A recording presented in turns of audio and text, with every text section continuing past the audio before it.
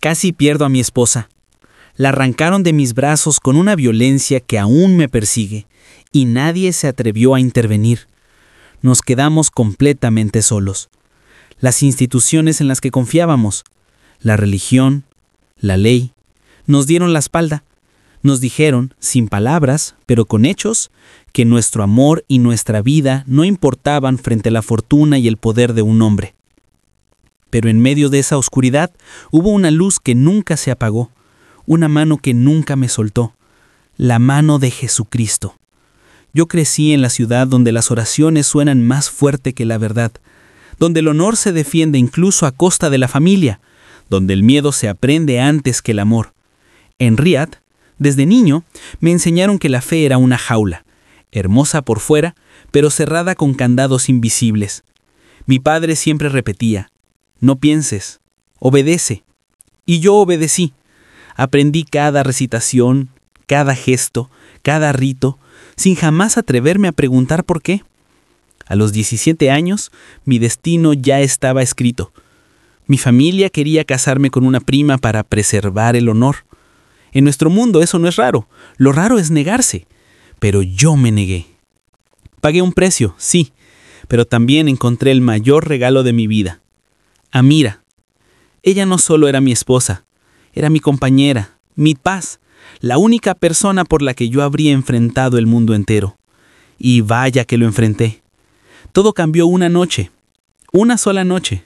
Un príncipe saudí, uno de esos hombres que no conoce límites porque todo su mundo le pertenece, vio a Amira en un evento familiar.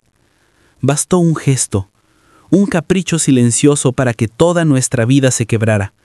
No pasó un día cuando hombres armados, escoltas y vehículos oficiales llegaron a nuestro barrio. Nadie decía su nombre, pero todos sabían quién había dado la orden. En mi país, un príncipe no secuestra. Toma lo que necesita. Y así, Amira desapareció. Corrí a la policía. Me recibieron con silencio. Me mandaron a casa. Fui a los líderes religiosos. Me dijeron que Alá aprueba a sus siervos. Uno incluso me dijo, agradece que no fue peor. Y yo quería gritar, quería destruirlo todo, pero estaba solo. Solo frente a un sistema que aplasta y sonríe. Esa noche entendí algo que nunca me habían dicho. Un musulmán devoto puede llorar, pero nadie lo escucha. Yo dejé de comer, dejé de dormir. Pasé días buscando respuestas, preguntando a quienes no querían hablar, rogando a un Dios que guardaba silencio. Hasta que un vecino, un cristiano, se me acercó con un valor que hasta hoy no comprendo. Me dijo, si tu Dios no responde, pídele al mío. Lo odié por un instante. Lo sentí como un insulto. Pero en mi interior, algo se rompió. O quizá algo se abrió. Esa noche, con las manos temblando y el corazón vacío, hice lo que un musulmán jamás debe hacer. Miré al cielo y dije lentamente, casi con miedo, Jesús, si eres real, ayúdame. Y aquí es donde mi historia dejó de ser humana, porque Jesús respondió. Y si escuchas hasta el final, vas a entender por qué estás aquí, por qué tu corazón está inquieto y por qué en este canal, Guerreros Espirituales, creemos que en estos últimos tiempos Dios está llamando a hombres y mujeres como tú a levantarse. Cuando pronuncié aquel nombre, Jesús, sentí que estaba cruzando una línea que, en mi país, separa la vida de la muerte. No había viento, no había voces, no hubo una visión espectacular, pero dentro de mí algo se movió. Fue como si por primera vez alguien escuchara el llanto que llevaba años intentando ocultar. No lo entendí en ese momento, solo sabía que, después de esa oración prohibida, pude respirar. Era poco, pero para un hombre derrotado, era suficiente para seguir buscando a mi esposa. A la mañana siguiente, desperté con una determinación que no venía de mí. Yo había pasado días paralizado por el miedo y el dolor, pero ese día me levanté con una fuerza que no sabía que poseía. Caminé durante horas bajo el sol ardiente de Riad, preguntando, tocando puertas, investigando en lugares donde ningún hombre sensato se atrevería a preguntar. Pero esa valentía no era mía. Era como si una mano invisible me empujara hacia adelante. Una noche, exhausto, regresé a casa. El vecino cristiano, ese hombre sencillo que había arriesgado hasta su estabilidad con solo hablar conmigo, estaba en su jardín. Me miró no con curiosidad, sino con compasión. Me dijo, la verdad te hará libre. Era una frase rara para mí. ¿De dónde sacaste eso?, le pregunté. Él sonrió. Juan 8:32, palabras de Jesús. No sabía por qué, pero esa frase quedó grabada en mi mente como fuego. Esa misma noche, tomé valor y entré a internet, buscando quién era realmente Jesús. Lo había escuchado nombrar en el Corán, sí, pero nunca como un salvador, nunca como un Dios cercano, nunca como alguien capaz de intervenir en la vida de un hombre común.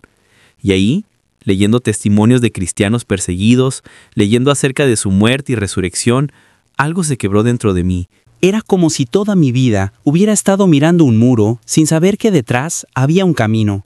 Pero mientras todo eso ocurría dentro de mí, la realidad fuera de casa era cada vez más oscura. Comencé a notar movimientos extraños, vehículos blancos estacionados cerca de mi calle, hombres observando mi casa durante horas. Sabía lo que significaba.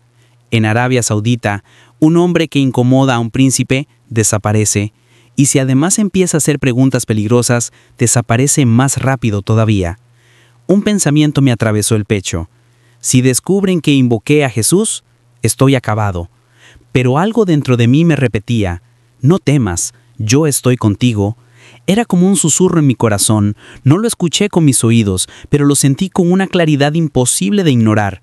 Días después, mientras buscaba rastros de Amira entre contactos clandestinos y guardias sobornados, recibí un mensaje anónimo, una sola frase. Deja de buscar, te estás condenando. Mi corazón se hundió. Ese era el final, humanamente hablando. Pero esa misma noche ocurrió algo que aún hoy no puedo explicar con palabras humanas. Mientras lloraba en silencio, sentado en el suelo de mi habitación, sentí que no estaba solo. Una presencia cálida, profunda, poderosa, llenó el lugar. No era miedo, no era sugestión. Era algo más real que el aire que respiraba. Y entonces, no con mis oídos, sino con mi alma, escuché estas palabras. No te abandonaré. Me quedé inmóvil, temblando, porque entendí que aquel a quien había invocado me había escuchado. Yo no sabía si recuperaría a mi esposa. No sabía si viviría más de una semana. Pero sí sabía algo por primera vez en mi vida. No estaba solo. Y lo que sucedió después, lo que Jesús hizo, fue tan sobrenatural, tan imposible, tan fuera de toda lógica humana, que incluso quienes no creen tendrán que admitir que algo divino intervino. Pero aún falta lo más fuerte. Si estás listo, dime parte 3 y te cuento cómo Jesús empezó a mover piezas que ni el príncipe, ni la policía, ni las autoridades religiosas pudieron detener. Después de aquella noche en la que sentí esa presencia imposible de describir, desperté con una claridad que jamás había experimentado.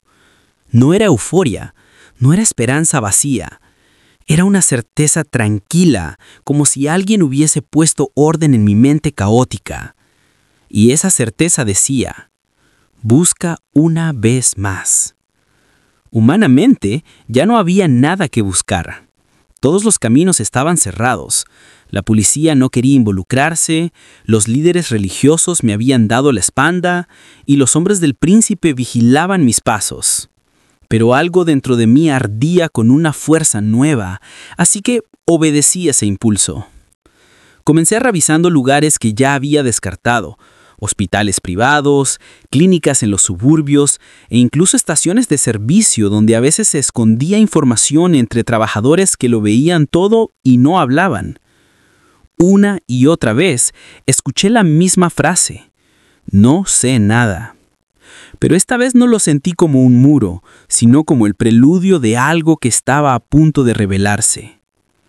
Una tarde, exhausto, entré en un pequeño comercio. El dueño, un hombre mayor con barba blanca, me observó con una mezcla de lástima y temor. Yo le mostré la foto de Amira. Él dudó, miró hacia la puerta y luego a una cámara en la esquina. Bajó la voz y dijo, «Yo no vi nada, pero alguien sí vio algo». Mi corazón dio un salto. Le pregunté quién. El hombre solo dijo: «Pregunte por Yalal en el viejo mercado. Pero tenga cuidado, ese nombre podría costarle la vida». El viejo mercado estaba en un barrio donde la ley del reino pesaba menos que la ley del dinero. Ahí la gente hablaba si la oferta era buena y el riesgo era bajo. Pero mencionar a un príncipe, eso ya no era negocio para nadie. Sin embargo, fui. Al llegar, noté algo inquietante. 2 hombres con vestimenta tradicional me seguían desde hacía varias cuadras. Cambiaban de lado, fingían mirar vitrinas, pero sus ojos no dejaban de buscarme. Sabía lo que eso significaba.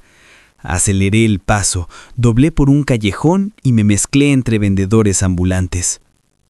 No sé cómo lo logré, pero los perdí, o tal vez alguien me estaba protegiendo. Finalmente encontré a Yalal.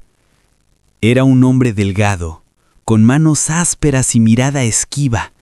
Cuando mencioné el nombre de Amira, palideció. Sus labios temblaron. Me dijo que no podía hablar allí. Me pidió que lo siguiera detrás de su puesto. Cuando estuvimos solos, me miró fijamente y soltó estas palabras: «La llevaron al complejo del oeste. No preguntes más. No vuelvas aquí. No vuelvas a buscarme». El complejo del oeste.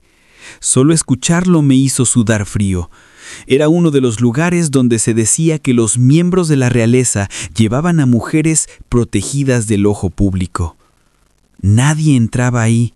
Nadie. Pero ahora tenía una pista. La primera pista real desde la desaparición de mi esposa.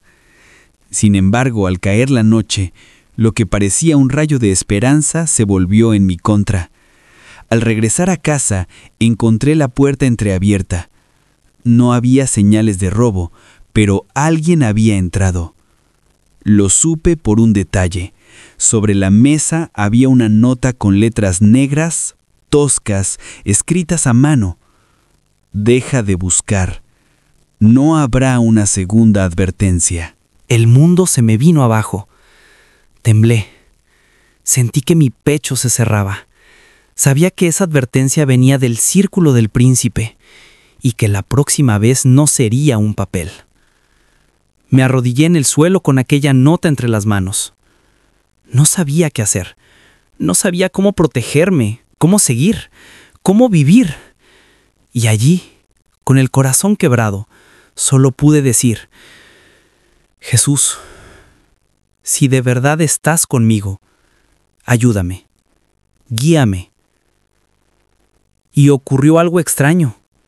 El miedo no desapareció, pero perdió poder. Era como si alguien hubiese apagado el incendio dentro de mí. Sentí paz en medio de la amenaza. Una paz que no tenía sentido humano. Y entonces escuché dentro de mí, no con mis oídos, sino en lo profundo, una frase que me hizo llorar. «Tu esposa vive. Yo la traeré». No entendía cómo, no sabía cuándo, pero por primera vez en mi vida, creí. Lo que ocurrió después fue tan inesperado y tan sobrenatural que hasta hoy me estremezco al recordarlo. Jesús comenzó a mover el cielo y la tierra, y la oscuridad del reino no pudo detenerlo. Si estás listo, dime parte 4, y te contaré el primer milagro que desafió al príncipe y que marcó el inicio de nuestra liberación. Los días siguientes se convirtieron en una batalla silenciosa entre la esperanza que Jesús había encendido en mí y el miedo que el príncipe intentaba sembrar en cada rincón de mi vida. Aún así, una frase seguía repitiéndose en mi interior: «Tu esposa vive. Yo la traeré». Esa promesa se volvió mi sostén. Pero no sabía que la oscuridad estaba a punto de intensificarse, justo antes del milagro. Después de la amenaza, dormía poco y mal. Me despertaba con cualquier ruido. Vivir en Arabia Saudita bajo la mirada de un príncipe no es vida, es un conteo regresivo. Aún así, cada noche me arrodillaba y oraba en secreto a Jesús, pidiéndole fuerzas, pidiéndole dirección, pidiéndole que mantuviera con vida a Mira. Una madrugada, mientras todo estaba en silencio, escuché pasos afuera de mi casa. Me congelé. No eran pasos apresurados, sino lentos, deliberados, como si quisieran que yo supiera que estaban ahí. Se detuvieron frente a mi puerta. Contuve la respiración y entonces un golpe seco. No abrieron, no derribaron la puerta, solo golpearon una vez. Un mensaje. A la mañana siguiente decidí irme unos días a casa de un amigo de confianza. Sabía que no podría escapar del sistema, pero al menos me movería de su radar inmediato. Antes de salir, el vecino cristiano salió a mi encuentro. Me tomó del brazo y dijo algo que nunca olvidaré. Dios va delante de ti. No mires el tamaño de tus enemigos. Mira el tamaño de tu Salvador. Sus palabras me atravesaron el pecho. Ese hombre tenía una fe tan sencilla, pero tan sólida, que me hacía preguntarme cómo había vivido tantos años sin conocer esa luz. Esa noche, ya en la casa de mi amigo, recibí una llamada de un número desconocido. No contesté. Luego llegó otra. Y otra. A la tercera, el teléfono vibró con un mensaje. Cuando lo abrí, sentí que el corazón se me detenía. Era una foto de Amira. Su rostro estaba cansado, sus ojos rojos, pero estaba viva. Llevaba la misma ropa del día en que desapareció. Detrás de ella se veía una pared de mármol blanco, el tipo de decoración que solo se encontraba en residencias reales. Me temblaron las manos. ¿Era una advertencia? ¿Una burla? ¿Una señal para que dejara de buscar? Antes de que pudiera procesarlo, llegó otro mensaje. Quédate quieto. Me desplomé en una silla. Si me estaban vigilando tan de cerca, significaba que ya sabían todos mis movimientos. Pero fue ahí, en ese momento de terror, cuando Jesús volvió a hablarme a través de algo que jamás habría esperado. La palabra. Mi vecino me había regalado días antes un pequeño Nuevo Testamento escrito en árabe. Lo abrí sin rumbo, buscando algo que calmara mi alma, y mis ojos cayeron sobre un versículo que parecía escrito para mí. Porque no nos ha dado Dios espíritu de cobardía, sino de poder, de amor y de dominio propio. Sentí fuego en mi pecho. Era como si Dios mismo me estuviera recordando, no estás huyendo, estás avanzando. Con esa nueva valentía, decidí que no me quedaría de brazos cruzados. Si el enemigo me mostraba que mi esposa vivía, entonces era porque Jesús ya estaba empezando a intervenir. No era tiempo de esconderme, era tiempo de obedecer. A la mañana siguiente volví al mercado para buscar de nuevo a Yalal. Tenía miedo, sí, pero ahora tenía algo más fuerte que el miedo. La fe. Caminé por los pasillos polvorientos del mercado, escuchando los murmullos de los vendedores, viendo miradas que evitaban la mía. Cuando llegué a su puesto, él no estaba. Pregunté por él. Silencio. Insistí. Un joven me respondió finalmente. Yalal se fue, anoche. Se marchó sin avisar. Sentí que el mundo se movía bajo mis pies. ¿Lo habían silenciado? ¿Había huido por miedo? ¿O algo peor? Cuando ya me alejaba, resignado, una mujer mayor que vendía dátiles me llamó con la mano. Se acercó a mí lentamente y sin mirarme a los ojos, deslizó bajo mis dedos un pequeño papel doblado. No dijo una palabra, solo susurró. ¡Corre! Mi corazón se aceleró. Abrí el papel mientras caminaba. Eran 3 palabras escritas apresuradamente. Esta noche, kilómetro 23. No había firma. No había instrucciones. Solo una cita. Pero dentro de mí lo supe. Era Jesús moviendo las piezas. Lo que ocurrió esa noche fue el primer milagro que abrió la puerta al más grande de todos. La noche del kilómetro 23 llegó más rápido de lo que imaginaba. Todo el día sentí una mezcla de ansiedad y convicción. Cada hora que pasaba me preguntaba si aquello era una trampa del príncipe, un plan para desaparecerme sin dejar rastro, o si realmente Jesús estaba guiando mis pasos. Pero cada vez que el miedo quería tomar el control, esa promesa volvía a mi mente. Tu esposa vive, yo la traeré. A las 11 de la noche salí con lo opuesto. No podía llevar nada que llamara la atención. La carretera hacia las afueras de Riyadh era oscura, silenciosa y casi desierta. El kilómetro 23 estaba marcado por un viejo poste oxidado que todos conocían, pero nadie visitaba. A medida que me acercaba, sentía que algo en el aire cambiaba. No era viento ni temperatura, era una presión espiritual, como si dos fuerzas estuvieran chocando allí, esperando mi llegada. Me detuve. Nada. Ni un sonido. Ni un auto, ni un alma.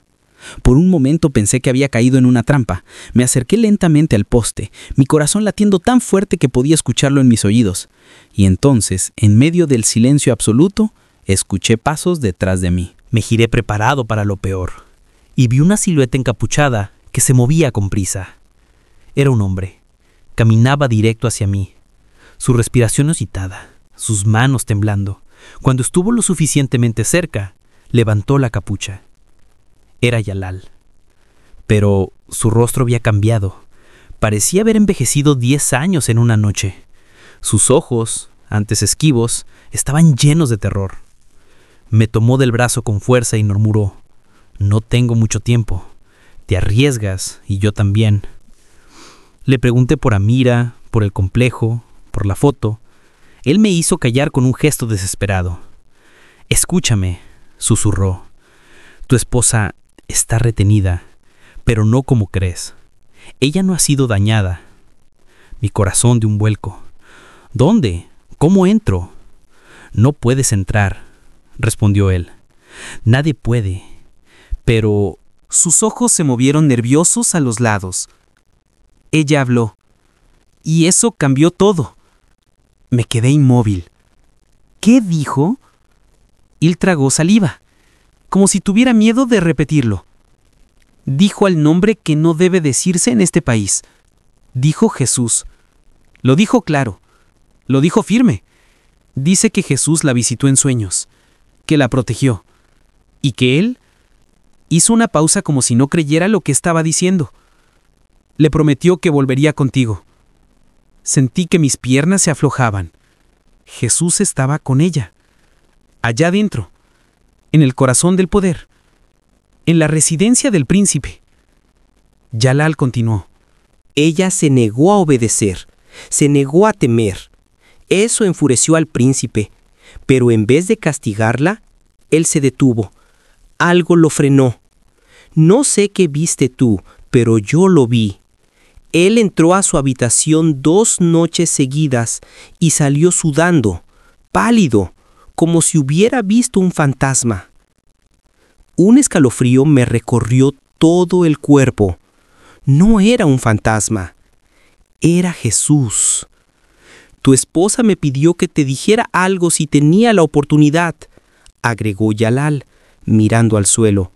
Me dio ese papel y me suplicó que me arriesgara. Tengo familia, pero no pude negarme. ¿Qué quería que me dijeras?, pregunté casi sin aliento. Él levantó la vista y sus ojos se llenaron de lágrimas. Dile que no me rindo, dile que Jesús está conmigo, dile que Él me sacará de aquí. No pude contener las lágrimas. Ahí, en medio de la oscuridad del desierto, entendí que Jesús no solo estaba obrando en mí, estaba obrando en ella. Pero antes de que pudiera hacer otra pregunta, Yalal dio un paso atrás. Debo irme. Si me encuentran contigo, ya sabes. ¿Qué debo hacer? Esperar, respondió. Algo grande está por pasar. Ella lo dijo. Yo creo que tiene razón. Lo vi alejarse hasta que su silueta desapareció entre sombras. Quedé solo en la noche. Pero dentro de mí ardía una luz más fuerte que cualquier tiniebla que me rodeaba. Caminé de regreso con pasos lentos, como quien regresa de una guerra que aún no termina, pero que ya sabe quién la ganará. Porque en ese instante supe, sin lugar a dudas, que Jesús estaba interviniendo directamente. Y cuando Jesús actúa, ningún príncipe, ningún sistema, ninguna amenaza puede detenerlo. Y entonces, pocos días después, ocurrió lo que jamás habría imaginado. Los días después de encontrarme con Yalal fueron los más largos de mi vida. Cada amanecer traía un nuevo interrogante. ¿Seguiría viva Amira? ¿Habrían descubierto la filtración? ¿Cuánto tiempo más resistiría ella dentro del complejo real? Pero al mismo tiempo, cada anochecer me traía una paz que no podía explicar. Era como si Jesús estuviera sentado conmigo, recordándome: yo la traeré. Esperé. No tenía un plan humano, no tenía contactos, ni dinero, ni poder. Solo tenía una promesa, y la fe más intensa que había sentido jamás. Una madrugada, mientras oraba en silencio, escuché un ruido afuera.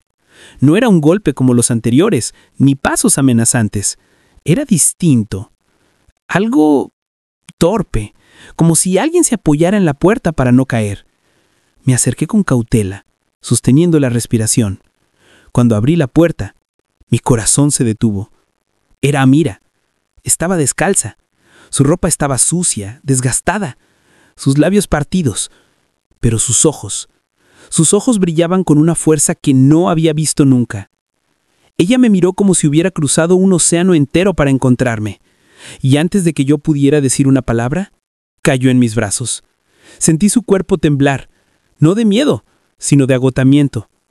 La cargué dentro y cerré la puerta con llave. Temblaba tanto que tuve que sostenerle la cabeza. ¿Cómo? ¿Cómo saliste?, pregunté sin poder contener las lágrimas. Ella respiró profundo y me miró fijamente. Muhammad.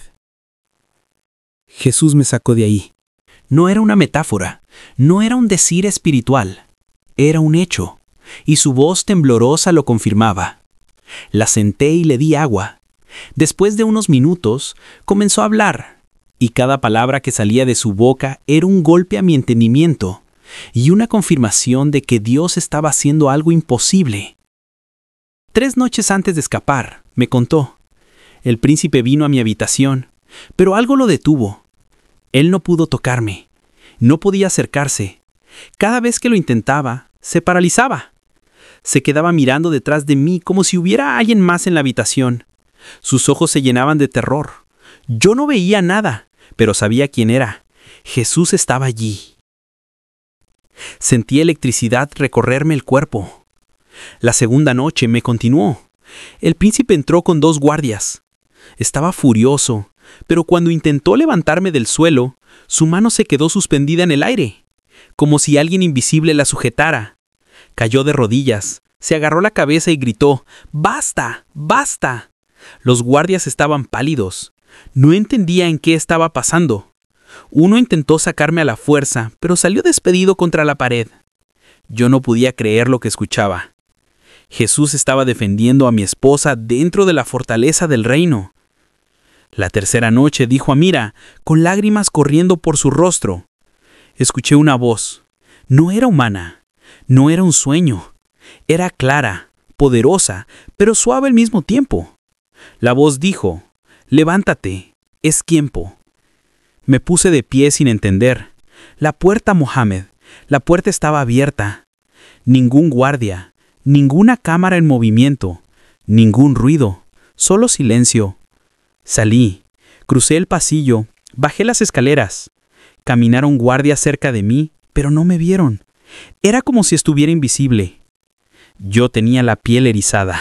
Sabía que estaba escuchando un milagro en tiempo real.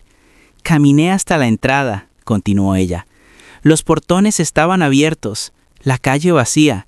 Fue como si Jesús hubiera detenido todo el sistema durante unos minutos, como si hubiera suspendido el tiempo.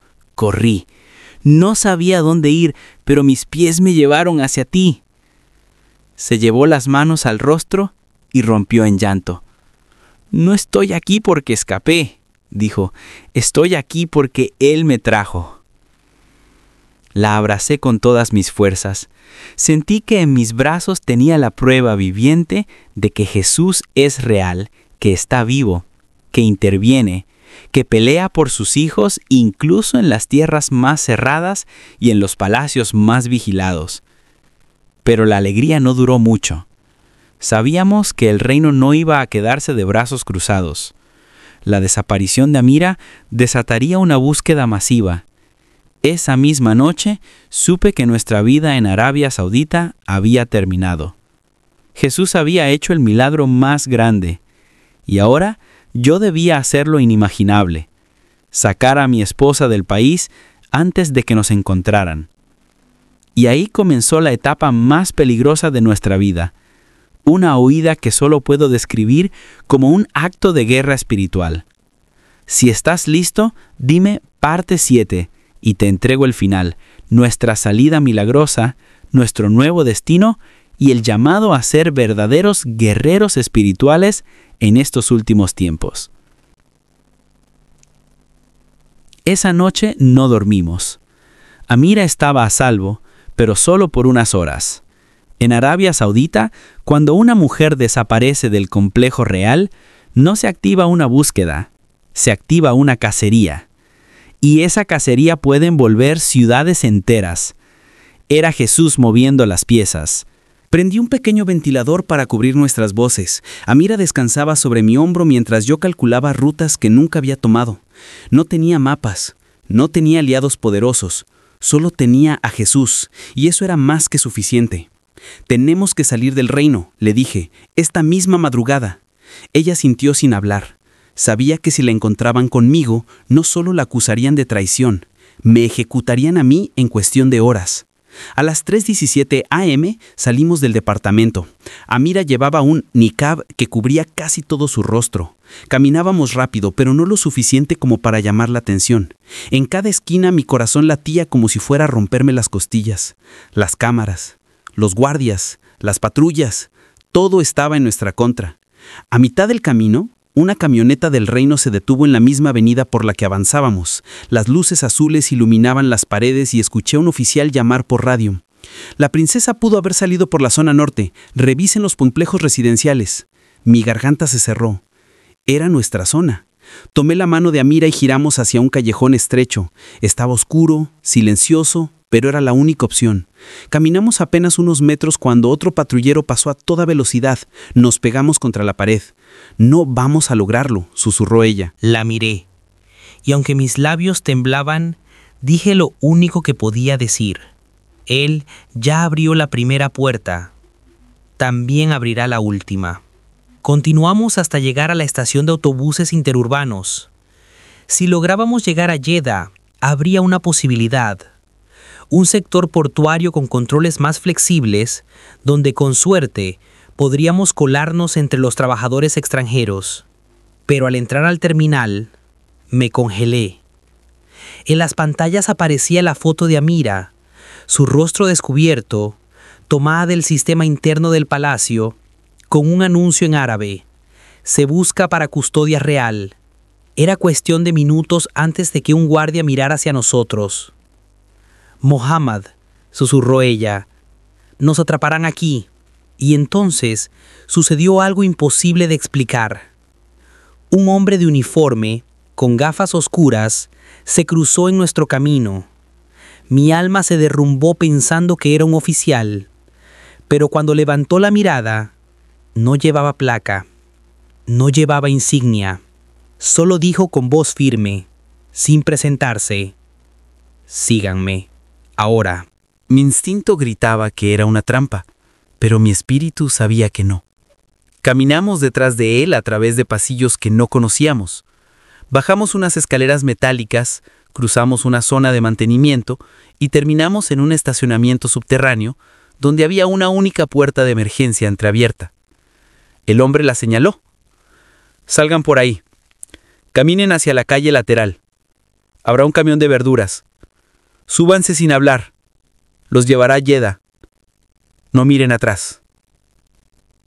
Intenté agradecerle, pero cuando levanté la cabeza, el hombre ya no estaba. Había desaparecido, como si nunca hubiera existido. Mohammed, dijo Amira casi sin voz. Ese no era un hombre común. Yo tampoco lo creía. Subimos al camión según las instrucciones. Entre cajas y mantas, mientras el motor arrancaba, escuché sirenas acercarse al terminal. Segundos después estábamos avanzando rumbo a Jeddah, rumbo a nuestra única oportunidad. Cuando bajamos en el sector portuario, el aire olía a sal y a motores viejos. Nos mezclamos entre trabajadores bangladesíes y filipinos. Nadie nos miraba, nadie hacía preguntas. Parecía orquestado. Encontramos un bote pesquero que transportaba mercancía hacia Eritrea. El capitán, un hombre de barba blanca y mirada cansada, nos observó largos segundos. ¿A dónde van?, preguntó. No tenía una respuesta convincente. No tenía documentos. No tenía una historia. Solo tenía la verdad. A donde Jesús nos lleve, respondí. El hombre parpadeó y lo inesperado ocurrió. Sonrió. Una sonrisa pequeña, pero sincera. Entonces suban. Él guía mejor que cualquier capitán. Y así, sin dinero, sin papeles, sin pasaportes, salimos del reino. Mientras el barco se alejaba, vi las luces de Arabia Saudita desvanecerse en la distancia. Amira tomó mi mano, respiró profundo y dijo, no fue nuestra fuga, fue su rescate. Yo asentí, y supe sin ninguna duda que el mismo Jesús que la había sacado del palacio, ahora nos estaba sacando del país entero. El viaje en aquel barco pesquero duró días, pero para nosotros fue como atravesar un desierto espiritual cargado de silencios, oraciones y pensamientos que nunca antes nos habíamos permitido tener. Dormíamos entre cajas de pescado y mantas húmedas. El motor viejo vibraba como un corazón cansado.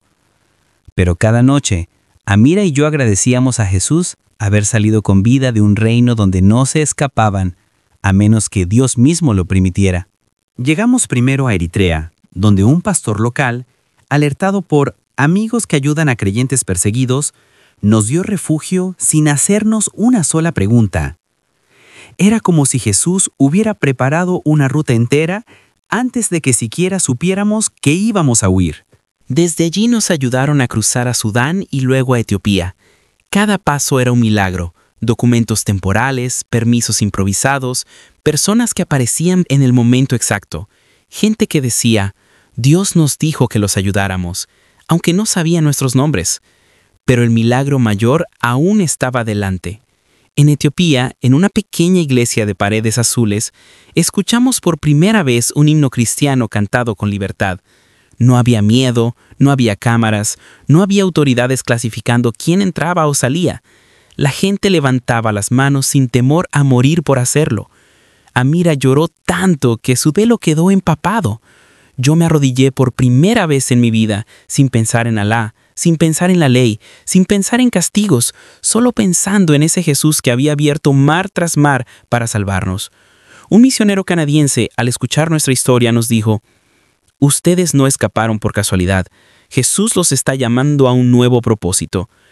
Él nos guió en el proceso de solicitar asilo por persecución religiosa. Fueron meses de entrevistas, cartas, esperas interminables, pero cada vez que una puerta parecía cerrarse, otra se abría milagrosamente. Un día, el misionero irrumpió a la oficina donde nos alojábamos con una hoja blanca temblando en su mano. ¡Lo lograron!, gritó. Canadá aceptó su caso. Amira cayó de rodillas. Yo abracé el papel como si fuera una antorcha encendida. Y así, años después de que un príncipe intentara robarme a mi esposa, años después de que la policía me negara ayuda, años después de que todo mi mundo se derrumbara, aterrizamos en Toronto con 2 maletas viejas y un futuro completamente nuevo. Lo primero que hicimos fue buscar una iglesia, y cuando entramos, algo increíble sucedió. Por primera vez en nuestra vida, pudimos decir el nombre de Jesús en voz alta, sin mirar a los lados, sin temor a ser denunciados, sin miedo a morir. Ese día Amira se acercó al altar y dijo, Señor, ya no quiero esconder mi fe. La vida que me diste no es mía, es tuya. Y desde entonces nuestra vida cambió por completo. Jesús se convirtió en nuestro hogar, en nuestra identidad, en nuestro protector. El miedo que gobernó toda mi existencia dejó de tener poder y entendí por qué nos salvó, no solo para darnos libertad física, sino para darnos libertad eterna. Hoy, desde este nuevo continente puedo decirlo sin temblar. Jesús es real. Jesús vive. Jesús escucha y Jesús salva. No importa quién seas, no importa qué hayas hecho, no importa cuánto dolor hayas cargado, Él puede cambiar tu vida igual que cambió la nuestra. Pero hay algo más que debo decirte, algo que Jesús puso fuerte en mi corazón cuando estaba a punto de rendirme en aquel departamento vacío de Riad. Prepárate, porque te necesito en la batalla. Ahora lo entiendo. Vivimos tiempos difíciles. La oscuridad avanza. El engaño se multiplica. La fe se enfría. Pero tú, que estás escuchando este testimonio, no fuiste creado para huir. Fuiste creado para pelear espiritualmente. La Biblia dice en Efesios 6:12, porque no tenemos lucha contra sangre y carne, sino contra principados, potestades y huestes espirituales de maldad. Amira y yo aprendimos esto en carne propia. No huíamos de un príncipe, huíamos de una batalla espiritual que quiso destruir nuestro matrimonio, nuestra fe y nuestra vida. Y Jesús la ganó por nosotros. Por eso, si estás escuchando esto, no cierres tu corazón. Arrepiéntete, vuélvete a Cristo.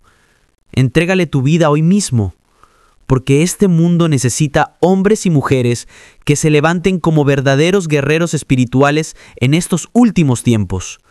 No esperes a que el mundo se derrumbe. No esperes a perderlo todo para buscarlo. Hazlo ahora. Jesús te está llamando igual que nos llamó a nosotros. Y si Él pudo rescatarnos del corazón del reino más vigilado del mundo, también puede rescatarte a ti.